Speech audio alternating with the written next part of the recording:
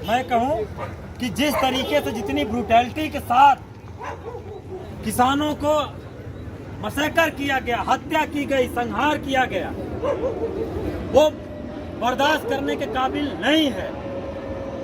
और इस तरह का देश में एक पहली घटना है जहां अभी तक हम स्टेट से लड़ रहे थे, जहां हम पुलिस प्रशासन से लड़ते थे, उनकी लाठियां खाते थे, उनकी गोलियां सहते थे। यहाँ पुलिस प्रशासन के साथ साथ सीधा डायरेक्ट भाजपा के लोग आ गए हैं सामने, आरएसएस के लोग आकर के मारने लगे हैं, एक पार्टी विशेष के लोग आकर के गाड़ी से कुचल रहे हैं। तब हमारा आक्रोश कई रूप में व्यक्त होता है। हम ये सोचते हैं कि जब हमारे ऊपर इस तरह का संकट है कि जहां हमारा बचना मुश्किल है, जब से उत्तर प्रदेश में योगी की सरकार आई है 500 से ऊपर पिछड़ों दलितों का, मुसलमानों का इनकाउंटर हो चुका है। पिछली बार यूनाइटेड ओबीसी फोरम से हम लोगों ने पर्चा निकाला था डे वाइज। जब से योगी सरकार आई है प्रतिदिन कितना इनकाउंटर हो रहा है, कितनी हत्याएं हो रही हैं, इसका एक लिस्ट निकाला गया। लेकिन इसके बावजूद भी हम लोग खामोश रहे कि जो लोकतांत्रिक तरीका है, जो लोकतंत्र में जो हमारी आस्था है, जो उसके प्रतिरूप हम लोग अपना धरना प्रदर्शन या विरोध के जो तरीके हैं वो अपनाते रहे हैं। लेकिन जब भाजपा के लोग खुलेआम आकर के आपको गाड़ी से कुचलने लगे, गोली मारने लगे, तब मुझे लगता है कि इन भाजपाइयों को क्या करें।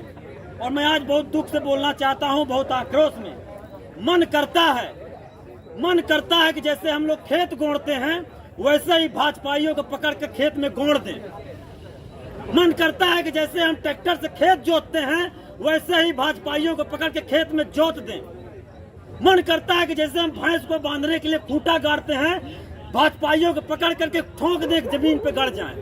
लेकिन हम ऐसा कुछ नहीं करते हैं। इतना गुस्सा है क्यों? क्योंकि हम संवैधानिक तरीके में विश्वास रखते हैं, इसलिए हम नहीं करते। मैं नहीं कहता कि हम रिटेलिएशन करना नहीं जानते, और मैं बताना चाहता हूं कि ये उत्तर प्रदेश में जो सरकार आई है, ऐसा क्या होता है, इस देश में हजारों बिरादरी हैं, 5000 से ऊपर दलित पिछड़ों की बिरादरी है, 1000 की संख्या में दलितों की बिरादरी है, इतना 4, 5, 7 जो है सवर्णों की बिरादरी है। इन सारी बिरादरियों में आप देखिए तो ये जो कानून के प्रति निर्भयता है, जो साहस है, ये खास काउंटी में कैसे आ रहा है?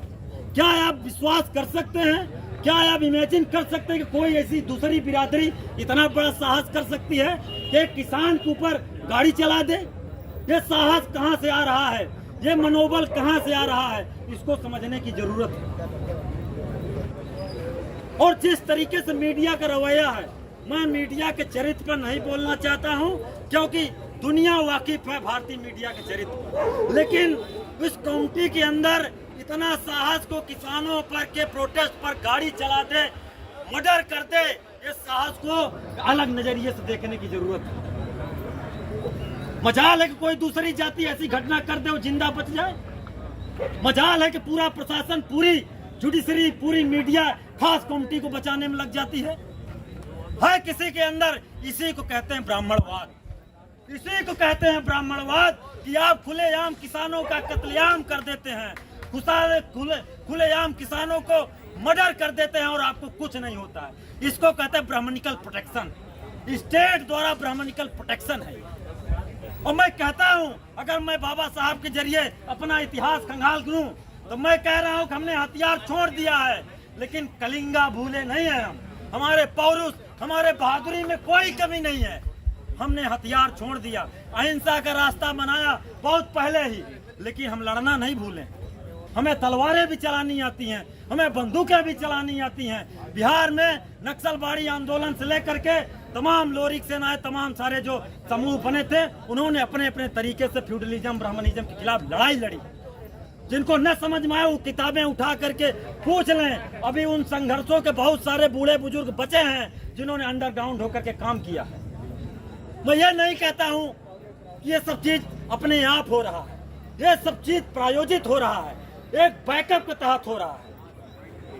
हम लड़ते हैं पुलिस से मतभेद हैं हमारे, प्रशासन से खुलेआम लड़ते हैं, आदिवासी लड़ते हैं स्टेट से, जम्मू कश्मीर के लोग लड़ते हैं, छत्तीसगढ़ के लोग लड़ते हैं। हम स्टेट से लड़ने का हम लड़ते रहे हैं, उसमें अपना अधिकार भी मांगते हैं, उसके प्रतिरोध भी करते हैं। लेकिन कोई कमिटी आकर के हमको कुचल दे, कोई कमिटी आकर के हमारा मर्डर कर दे, ये बर्दाश्त के काबिल नहीं, ये बर्दाश्त के काबिल नहीं है। और ये फिर मैं कह रहा हूँ, कभी भी जितनी किसान जातियां हैं, जिस तरीके से उनको रिटेलिएट करना चाहिए तो नहीं कर रही हैं। क्यों? क्योंकि उन्होंने कॉन्स्टिट्यूशनल मोरालिटी को जीना सीख लिया है। क्यों? क्योंकि वो हत्याएं नहीं कर रही हैं। इसलिए क्योंकि उनको पता है कि आजादी के बाद हमें एक खास तरीके से जीना है। हम फ्यूडल स्ट्रक्चर में सरवाइव नहीं कर सकते।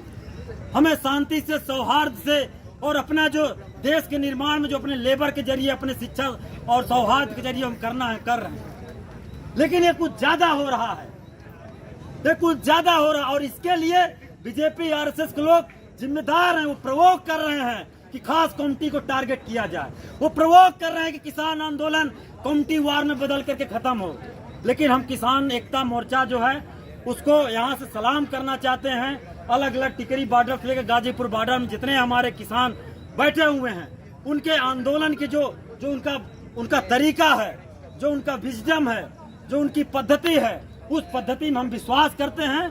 किसान आंदोलन की जितनी तहरीरें हैं, जितनी नसीहतें हैं, उन नसीहतों को हम लोग पालन कर रहे हैं। और उनके साथ, चाहे वो विपक्ष की जो भी पार्टी हो, सब उनके साथ एक एका बना करके चल रहे हैं। लेकिन मैं कह रहा हूं कि कैंपस के अंदर कुछ इसी पूरे मीडिया के डिस्कोर्स में बहुत सारे लोग, आज जो मंत्री गया है अजय मिश्रा, उसकी गाड़ी काफिले गुजरी है और वहां किसान आंदोलन को जो है डाउन करते हुए उसका वीडियो आया।